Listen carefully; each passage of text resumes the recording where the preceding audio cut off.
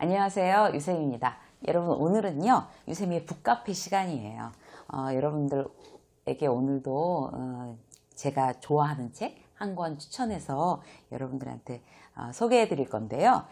오늘 여러분들에게 소개해 드릴 책은 이웃집에 부엉이가 산다 라는 책이에요, 여러분. 지은이는 미소 짓는 부엉이로 돼 있어요. 필명인 것 같아요. 정확히 어떤 분이신지 모르겠는데 미소 짓는 부엉이, 필명이 예쁘죠. 네, 가볍지만 결코 가볍지 않은 그런 책인데요. 여러분들 지금 이제 퇴근하고 오셨을, 이게 업로드 시간이 저희가 이제 밤이라서 퇴근하고 오셨을 때 혹시 지금 이 책을 북카페에 함께 하실 거면요, 여러분들이 좋아하는 뭐 음료수 같은 거, 뭐 따끈한 홍차 아니면 커피, 뭐 그 아니면 냉장고에서 캔맥주 꺼내가지고 오세요, 여러분. 뭔가 한 잔 이렇게 마시면서 한번 쉬어보시자고요, 여러분. 한 15분 동안 막 이렇게 편안하게 쉬면서 여러분들 이 책 함께 하셨으면 좋겠어요. 그런 용도로 아주 딱 적절해요. 피곤한데 마음의 위로가 되고, 피곤한데 재미있고, 피곤한데 또 한 번 읽고 싶고, 이제 이런 어떤 내용이거든요. 여러분들한테 읽어드리겠습니다.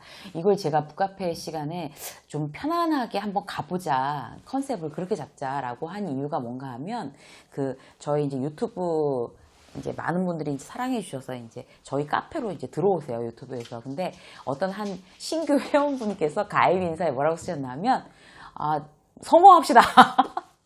막 이렇게 써놓으신 거예요, 가입 인사에. 그래서 물론 이제 저희 그 채널이 뭐 동기부여, 뭐 자기개발 이런 쪽에 이제 치중하긴 하지만 막 지난번에도 막 열정 막 이랬고, 너무 그런 쪽으로 치중해서 그렇게 생각하시나? 그런 생각이 들어가지고 이렇게 중간에 한 번씩 쉬어 가시죠, 여러분. 한 번씩. 오늘은 쉬어가는 시간으로 하겠습니다.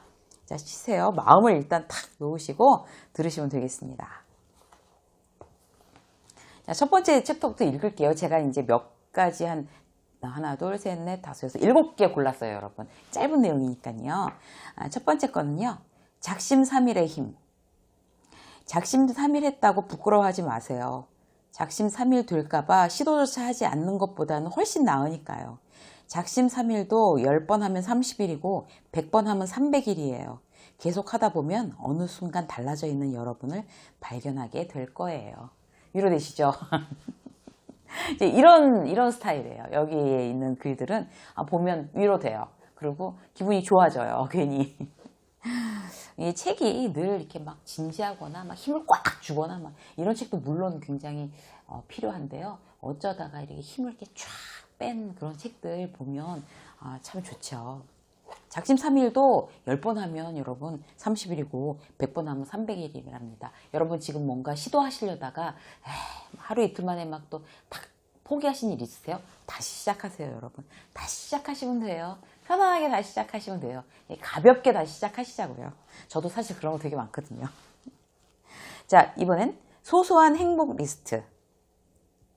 저는 죽기 전에 꼭 해봐야 할 거창한 버킷리스트가 아닌 평소에도 제 삶을 행복하게 만들어줄 소소한 행복 리스트를 가지고 싶어요. 대학생이라면 모를까 회사를 다니면서 버킷리스트를 실행하는 것은 여간 힘든 일이 아니거든요. 그래서 저는 무료한 저녁 시간이나 주말이면 소소한 행복 리스트를 펼치고 그날의 행복 지수를 높여요. 대단한 걸 하는 건 아니에요. 기타를 치거나 부모님께 전화를 하거나 늦잠을 자거나 학창시절 보던 만화를 다시 보는 것들이죠. 그리고 표시를 해둬요. 한 회, 두 회 차례로 횟수가 늘어나는 걸 보면 내가 일상에서 행복하게 지내고 있다는 게 느껴져서 좋아요.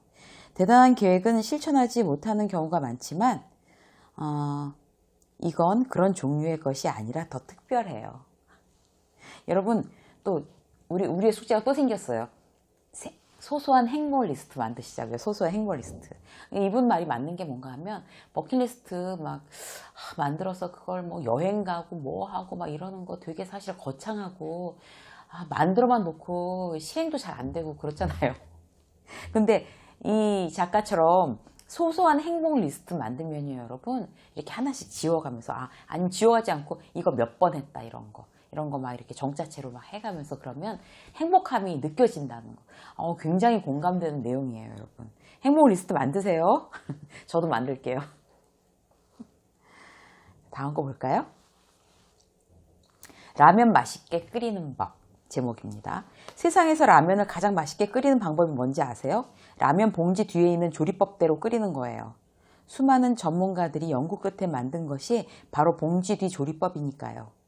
가끔 어디서 새로운 방법을 듣고 와서 시도해보지만 역시 조리법대로 끓인 것보다는 못한 것 같아요. 라면뿐만이 아니에요. 어떤 일이든 그 분야에서 성공한 사람들이 만들어 놓은 정석적인 방법들이 있어요. 하지만 우리는 그 방법을 배우려 하기보다는 더 쉽게 갈 수 있는 방법이 있지 않을까? 하면서 계속 꼼수를 찾곤 하죠.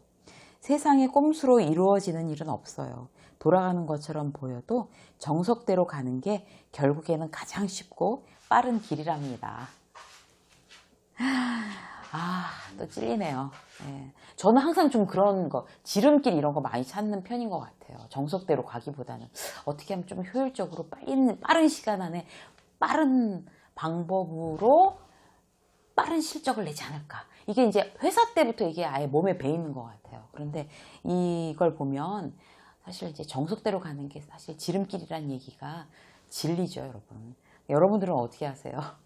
라면 맛있게 끓이실 수 있으세요? 라면 얘기가 나와서 그런데요. 저는 라면에다가 이렇게 파 있잖아요. 파 여러분. 그거를 이렇게 동글동글하게 썰지 않고 이렇게 라면처럼 이렇게 국수처럼 길게 이렇게 써는 거예요, 여러분. 이렇게 채 썰어서 길게. 그렇게 해서 라면이 다 끓기 직전에 이렇게 탁 그걸 넣어가지고 그 파에다 라면 같이 이렇게 감아서 먹는 거. 그게 제일 맛있는 것 같아요. 근데 이분이 정석대로 끓이라고 하시네요. 정석대로 끓이면서 파를 곁들이는 거 추천합니다.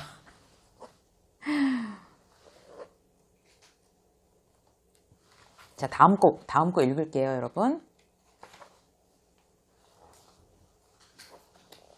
작용, 반작용, 인간관계 제3법칙. 여러분이 어떤 사람을 미워하면 그 상대도 반드시 여러분을 미워하게 되어 있어요.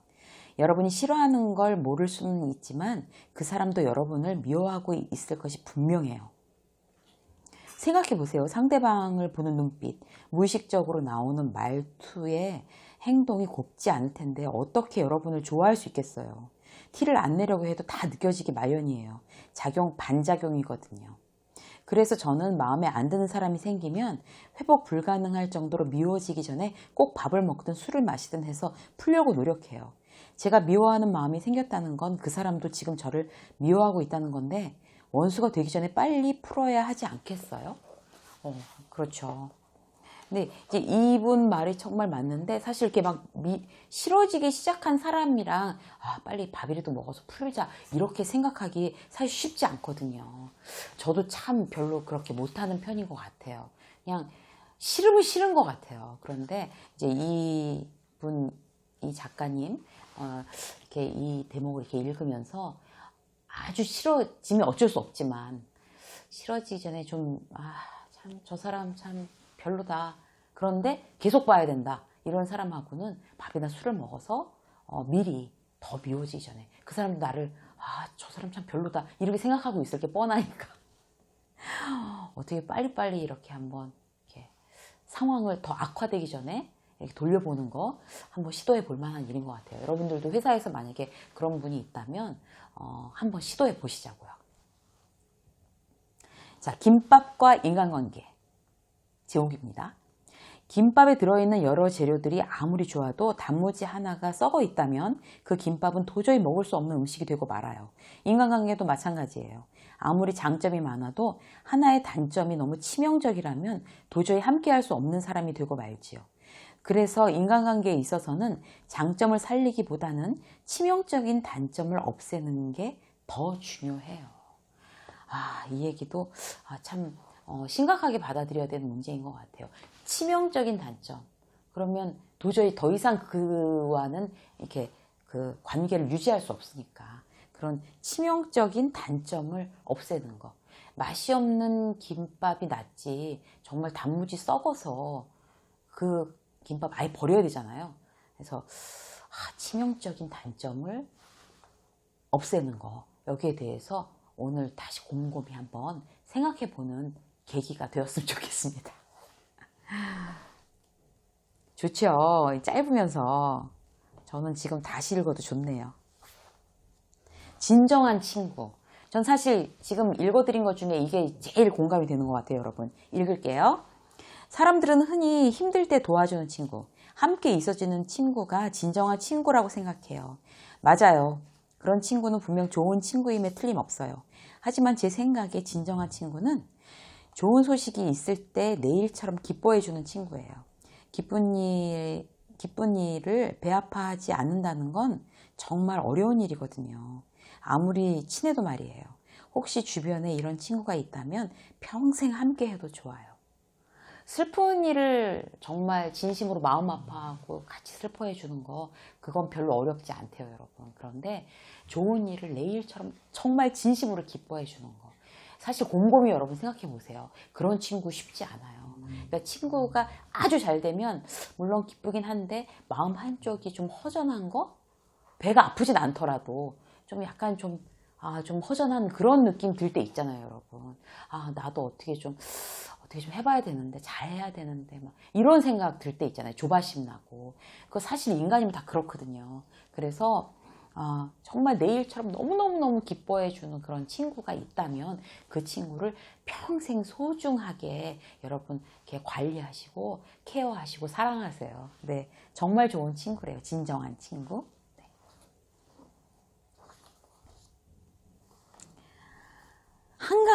마지막 한 개 더 읽을게요, 여러분. 우리는 항상 1등이 되어야 한다고 생각하지만 사회에 나가보면 반드시 그런 것만은 아니에요.